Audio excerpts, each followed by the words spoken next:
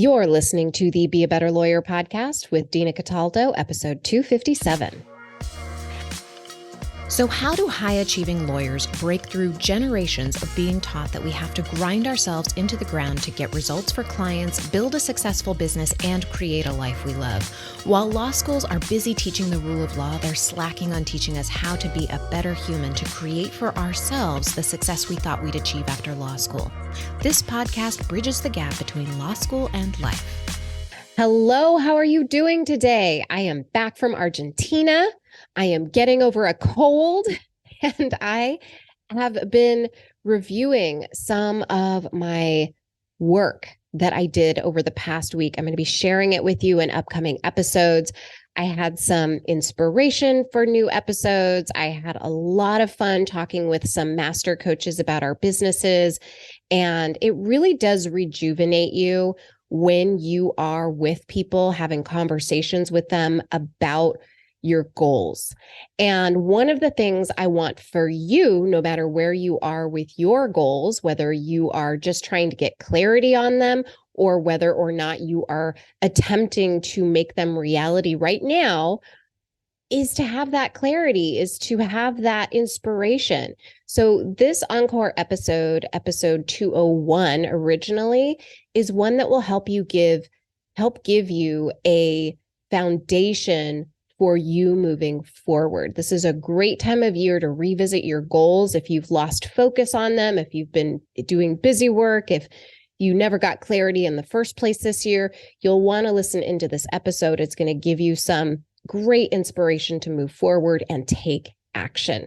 And next week, I will be back for more Be a Better Lawyer podcast. All right, I will talk to you then. Bye. If you want to make any change in your life, you need to set the right foundation.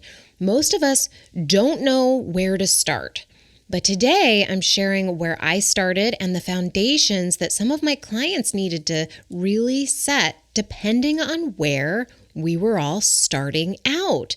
And hearing what's possible is really inspiring to me. And my hope is that you gain inspiration to take action from what you hear in this episode today. Now, if you're new to this podcast, I want to offer that this is the perfect episode for you to jump in. In this episode, I am going to mention resources to help you set the foundation for your life reset. And I'm sharing them all in the show notes at dinacataldo.com/201. That's dinacataldo.com/201. You won't want to miss these because these are really good. So they're going to harken back to some of the best episodes here at Be a Better Lawyer podcast and some free resources that you might not have known about. Okay, let's do this. The very first thing I want to do here is identify for you before you take your next steps into your reset. This is going to be your starting point, okay? I've identified 3 archetypes, 3 starting points, and your next step may look a little different depending on which category you fall into. So one of these archetypes, one thing all these archetypes have in common is that we are all high-achieving, ambitious lawyers who feel a pull for something more. And there's resistance to making the shift that is going to move you in the direction that you're being moved to follow. And there are a few stories that they also have in common. See if you can identify which story you tell yourself. You might see yourself in all 3 of these archetypes. I did, and that's okay. What I'm going to do is deconstruct each of these and give you tools to set you up for success, give you the foundation to move forward, no matter which archetype or archetypes you fall into, okay? Just you pick the one that you resonate with the most and then you take action because I'm going to give you the resources. So this is how it's going to go down, all right? In each of these sections, each of these archetypes, this is what you're going to learn. The signs that you are this particular archetype, that you're currently telling the stories within this archetype that I've set forth. Second, you are going to get at least one example of a transformation to show you what is possible, what is on the other side of all of the stories that you might be telling yourself if you can just move past them. Then you're going to get what the next steps are in your life reset. So I've broken these down so that you can really see, okay, what are some of the mindset, what are some of the beliefs I need to overcome in order to start moving forward and to change myself. And then I am going to give you resources, and those resources are all going to be in the show notes at dinacataldo.com/201. I'm not going to list through them all. You can go to the website, and under the resources, there's going to be these 3 archetypes, and I'm going to list the resources according to archetype. Okay, this is going to be fun. All right, so the 3 archetypes are the grinder, the perfectionist, and the cynic. And I have been all 3 at one time or another. So you are in good company no matter which one you find yourself in. So the very first one, the grinder. Okay, this is what the grinder's story is, okay? I feel a pull. I feel a pull to do something more, but I'm too busy to do anything about it right now. I'll address it later when I have more time. And, they're not able to really honor this feeling, and they keep pushing it aside, right? Because there's work, family things get in the way, there's no time, right? That's the story. And you'll know that you're a grinder if you always feel behind. Anytime you think it would be nice if ... you push it away because it's not, quote unquote, realistic. You beat yourself up for procrastinating or not completing your to-do list or not being better, in quotes, at whatever it is you think you should be better at. You say yes to people and projects when you really want to say no. You have almost a compulsive need to be doing something. You engage in emotional avoidance. Here are some examples. You would rather work than have a difficult conversation with your spouse. You'd go out and get hammered with your friends, complaining about work, instead of looking at how your behaviors may be impacting how horrible work feels. You date people looking to feel love from them rather than learning how to feel loved by yourself without that relationship. Okay, so here's an example of the transformation from the grinder, okay? Like really resetting your life from that point. This was definitely me. I worked hard as a criminal prosecutor, and when I was in the trial units, I could work 50 to 70 hours a week easy, even when I wasn't in trial. And there was always more work. I had this feeling of dread that I was going to miss something or that I was going to fall behind, so I kept working harder. And the problem was I hit a point of diminishing returns, and I was working to attempt to avoid the feelings of dread and fear. I didn't acknowledge them as something that could be changed. And that had the compound effect of creating a lot of suffering in other areas of my life. I was probably on the far end of emotional avoidance. I used alcohol, sex, relationships, and work and food, whatever it was that was in front of me, to fill in emotional gaps instead of working on myself internally to fill myself up. I was disconnected from myself, so all I knew was that I was unhappy. And there were a lot of resets, a lot of transformations for me along the way. And each one was like climbing a mountain to get to the other side. Each small win along the way didn't always feel like a win because I'd feel like I was taking 1 step forward and 2 steps back. But I persisted by reminding myself how I wanted to feel and that it mattered how I felt. This was not a straight line, okay? Like if you looked at my progress on a graph, it would look like a zigzaggy line that had huge dips and high highs going up and down, but gradually moving higher and higher, right? Like it just kept moving up. And I started looking at my life through the lens of I deserve better, that I mattered. I deserve to feel better. I deserve to be treated better. I deserve to feel fulfilled. And what I wanted mattered. So for me, that looked like getting out of an emotionally draining relationship, stopping settling for superficial relationships. I stopped drinking, which was just numbing me out, and I wasn't paying attention to how I felt. Like I didn't want to feel discomfort, so I took that the drinking to numb out and not feel those feelings. What I started doing was going to yoga. I journaled to see what was going on in my head, and let me tell you, it was a hot mess. But from that hot mess, I saw a pattern that I wanted to start a business. It was on like persistently coming up that I wanted to start a business. So I could actually see what was going on in my head because I put it down on a piece of paper. And so I started asking myself why I wasn't doing things that were in my head. Like I wanted to do these things. I had a desire. And for the business, like I discovered it was fear. And so I started just following my fear. I started a business. I tried a bunch of other things too to see what I liked. I made progress. I procrastinated and I worked myself too hard. And then I got help, right? I hired a coach. I made my life easier. I decided I didn't like my first business. I closed it out. I decided to be a certified coach. Like this was a process for me. And coming from this grinder archetype, where I was working hard, and that's how I really proved my worth, I had to recognize that there was something more, that I wanted a reset, right? I was being pulled in this direction of desiring something more than what I had in my life, and I had to start asking myself questions. Okay. Now you might think that if you're a grinder, that step one is to make more time for yourself. And of course, this is what I do with my clients is I help them make more time for themselves so they can think.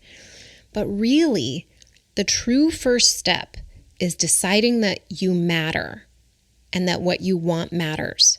And then everything else flows from that. You're going to make the time when you believe that what you want matters.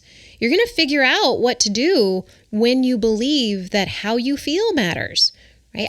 I will give you the resources here to make the time, but I want you to know that none of that's going to work unless you believe you matter and that what you want matters. I mean, that's truly the reset here, okay? That's hitting the reset button.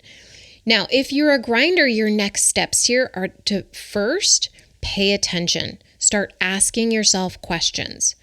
Do you like how you feel? Do you like how you spend your time? Do you like who you spend your time with? Do you like how you treat yourself? Do you like how you treat other people? How do you want to show up in your life? Who do you want to be? Start paying attention to how you are in the world and start asking yourself these questions.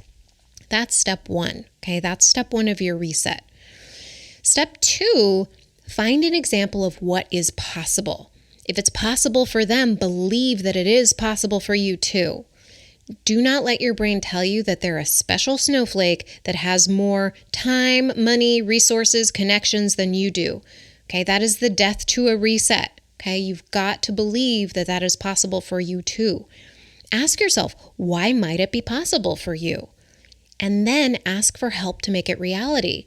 Because you can spend a lot of time spinning out and trying to figure out the how, but we won't know the how of it, the how to make it happen until we've finished it. So we've got to work on how we think, our mindset, to keep taking action, even when it feels like we are taking one step forward and two steps back, right? We've got to learn the emotional resilience needed to make it through this period, and that is going to make your progress run faster.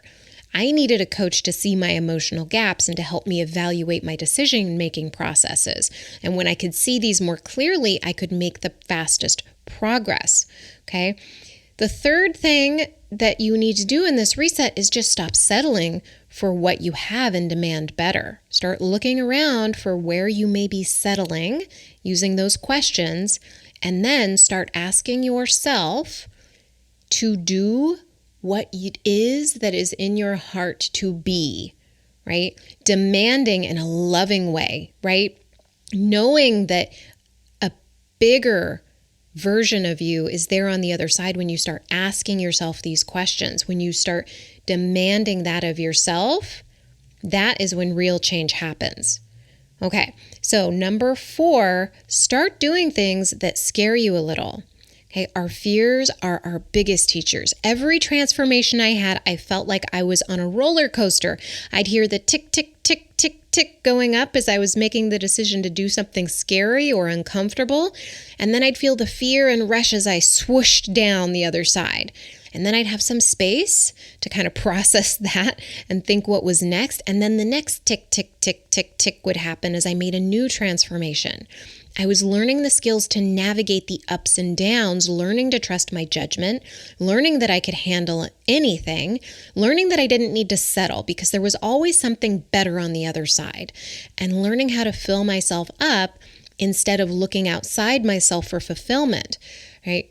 When we start doing this, that is where the transformation happens.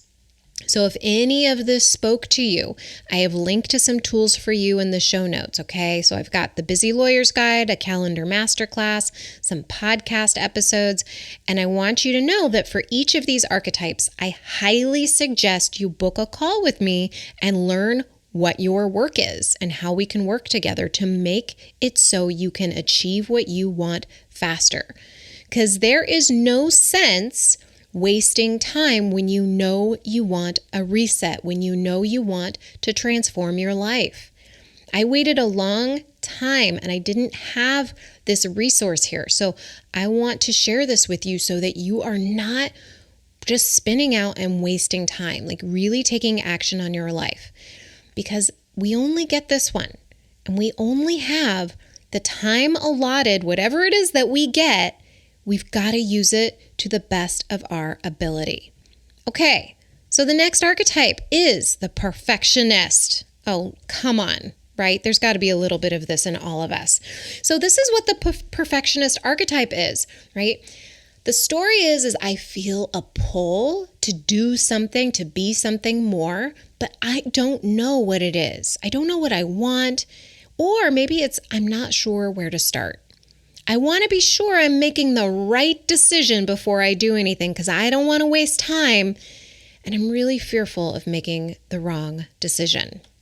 Now, you know you're the perfectionist archetype if you hesitate to make a decision.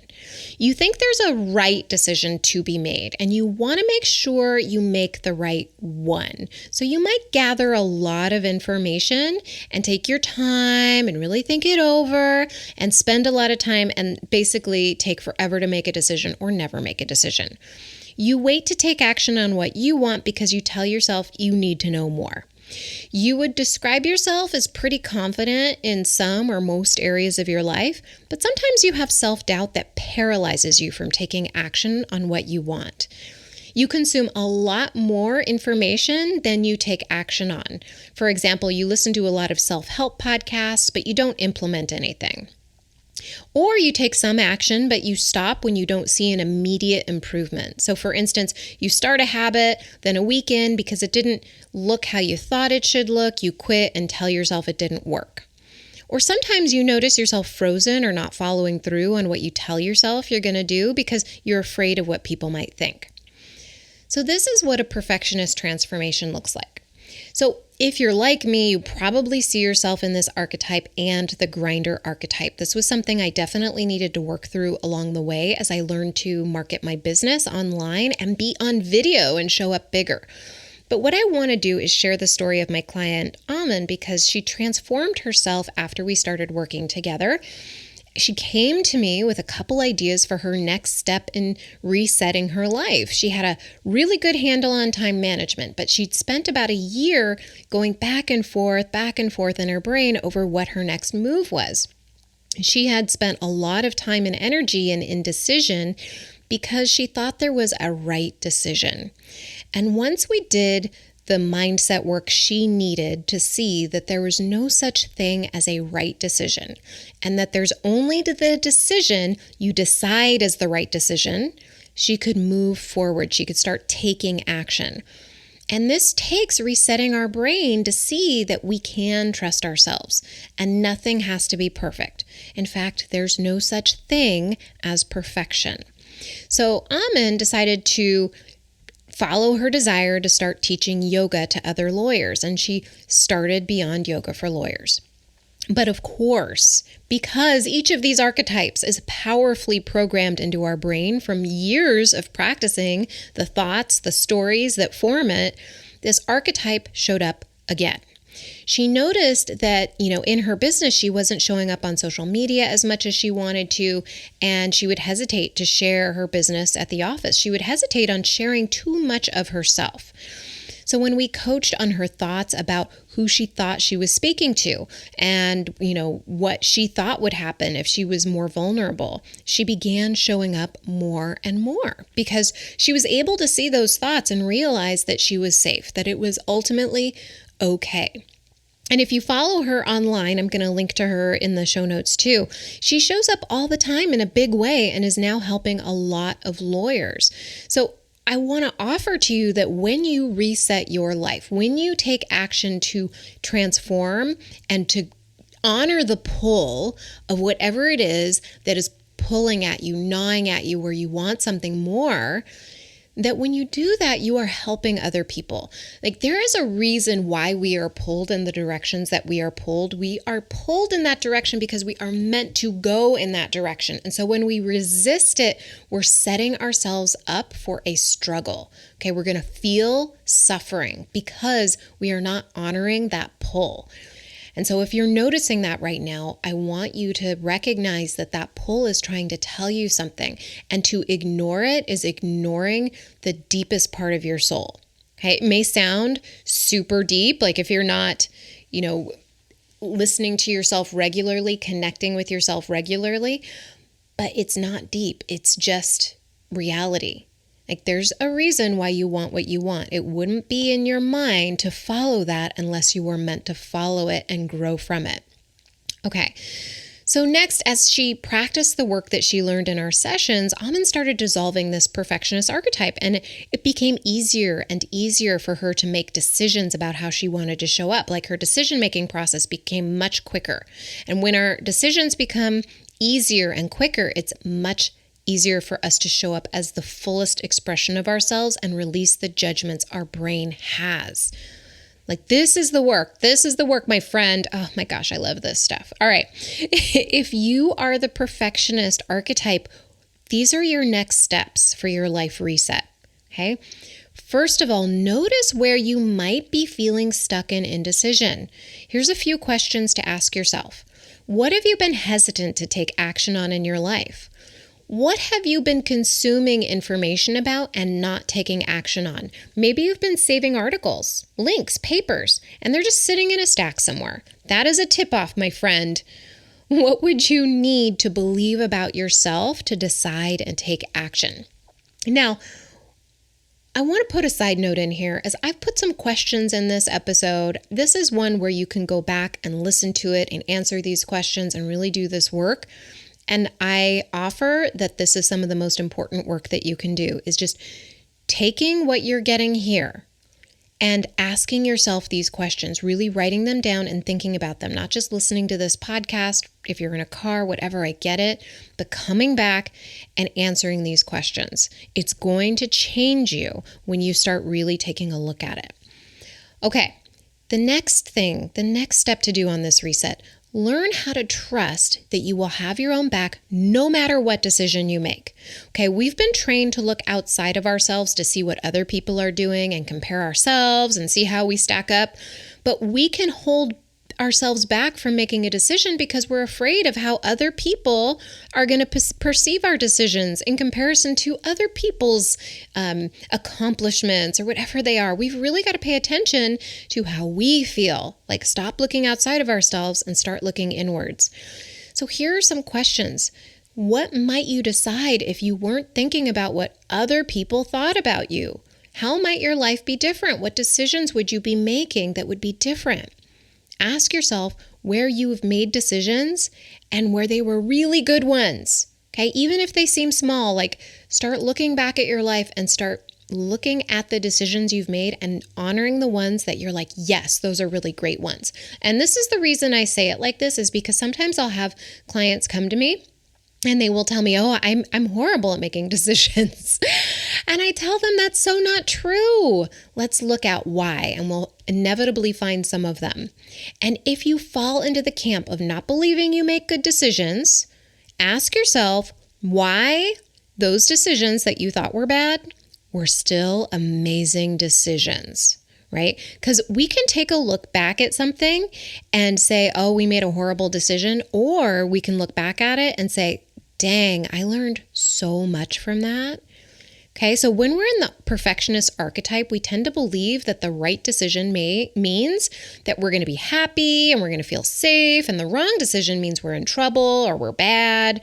But if you look at life, that's not how it works. We can only make the best decisions we can in the moment, then take the lessons that we want to take. If we make a decision to be in a relationship with someone, there are no guarantees. We could be happy one day, then unhappy the next. They could be kind to us for months, then flip a switch and not be kind. It doesn't mean we're bad at making decisions. It just means that we did the best we could with the information that we had at the time. And if we make a decision about which direction we want to take our life, it's the same thing. It's up to us to make decisions and move forward and not waste our time in indecision or beating ourselves up for decisions that, we're second guessing ourselves on. Right? It all starts with recognizing that no matter what decision you make, that you will be okay, that everything will be fine. And it always is. It always works out. Amazing, right? So number 3, move towards the fear.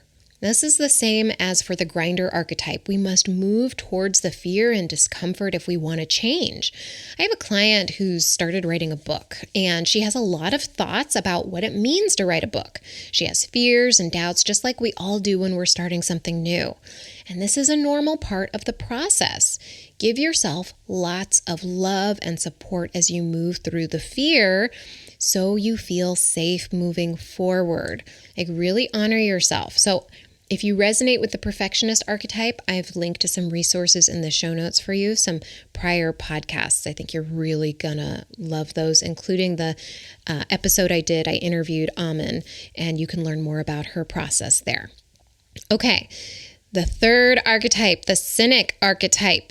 Okay, this is the story the cynic is saying, right? I feel a pull to be and do more, and I know what I want, but I tell myself I can't do it because golden handcuffs, no time, not sure where to start. Okay, you're a cynic if you always have an excuse for why you can't do what you want to do.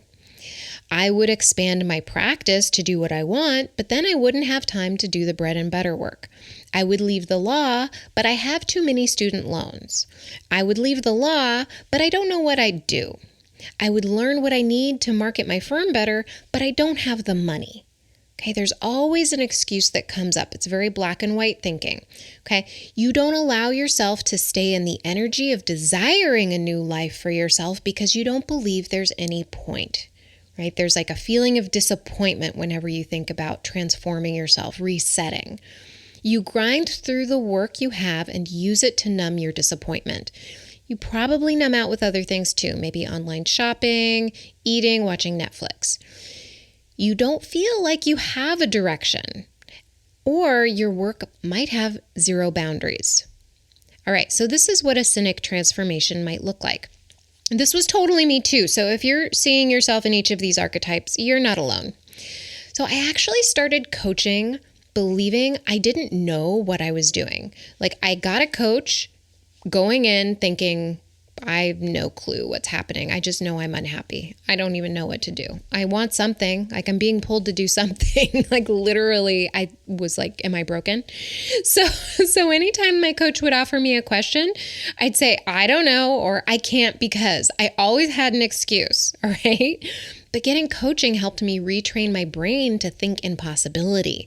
All I had to do was show up to coaching and have my thoughts questioned and like engage in that process. And it started helping my brain flow because I was locked in to not knowing the answer. I was locked in to not seeing possibility. So right now with this transformation, I'm thinking of one client I have who started this way too. And she came to me wanting to calm her practice down and build her confidence when interacting with partners and associates in her firm.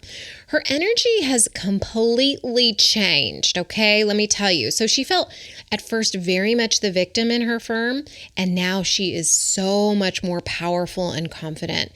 And she asks for what she wants. She gets the projects that she wants. She works with people that she wants. She takes leads on projects. She delegates. all because she recognized that she needed help and asked for it, all because she just showed up and engaged with the process. It is pretty amazing to see that transformation, and it reminded me of my transformation because I was so locked in to not being able to leave the law. I was locked into not being able to do anything else. I was so locked in, my brain just needed some unlocking. I had another client who came to me to stop feeling overwhelmed about her solo practice, and she 100% believed that she would not have time to do her bread and butter work and expand her practice in the direction she wanted to expand it in, that she didn't have the experience that she thought she needed to expand, that she had to have all of her old cases wrapped up in a bow before she could change the direction of her practice. And she was also numbing herself out with lots of Netflix. So we locked down the excuses one by one until she was managing her calendar and marketing herself in the area she wanted to expand in and still making money in her bread and butter practice areas. So if you are the cynic, what are your next steps for your life reset? Well, the first step is just give up your excuses. Okay, I say this with so much love. Okay, you must recognize that your excuses are BS. And I can say this because I indulged in those kinds of excuses too, until I didn't.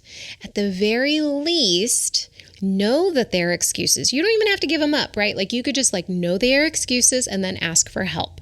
Okay, the lawyers who come to me who are ready to give up their excuses and start where they are. They know it's time for a change, and they know they have number 2 in mind, okay? This is number 2. They allow themselves to desire something new, even if it's painful, okay? That's the point. Even if wanting something is painful, want it. Allow yourself to want it. That is the point. You wouldn't want something if you weren't meant to go towards it and to do the mental and emotional work of growing into the person who has the capacity to have it. Because if you want it, you have the capability to have it. Number 3, ask yourself where you might be numbing out. Numbing out is the same thing as buffering if you listen to some of my other episodes. Where are you spending a lot of time and it's creating a negative net result? For instance, do you spend a lot of money online, then later regret your purchases? Do you drink to a point that you're feeling sick or you have other negative consequences? Do you eat to a point where you have negative consequences? Noticing this is huge because once you see it, you can do something about it and you can ask for help where you need it. And when I work with my clients, this is integrated into the work we do towards their goals. And sometimes, especially with things like over drinking, I will work with them on this particular goal so that before we do anything else, we've got cleaned up a lot of brain space so that they can take action in the way they want to towards their goals and even consider their goals, right? When I stopped drinking, my energy for other things just skyrocketed. My brain just expanded, it felt like, and I just felt better about myself, which helped me make better decisions for myself. And when my client stopped binging on Netflix, she learned how to process her emotions better so she could do the important work that she wanted to do in her practice. Now, if you resonate with the cynic archetype, I've linked to some resources, some podcast episodes in the show notes. Now, you may be hovering between a couple of these sections, and that's okay. Some of these archetypes, right, they overlap. Just pick the one that resonated the most with you, then go to the resource section in the show notes at dinacataldo.com/201. And when you are there, book a call with me. Working with me will take this work to a deeper level. Not only will we set the foundation for your reset, but I will help you get clarity on what it is that you want to work on right now. And this is the most important work that we can do for ourselves and for those around us. Coaching really provides a reset. All right, my friend, I will talk to you soon. Bye.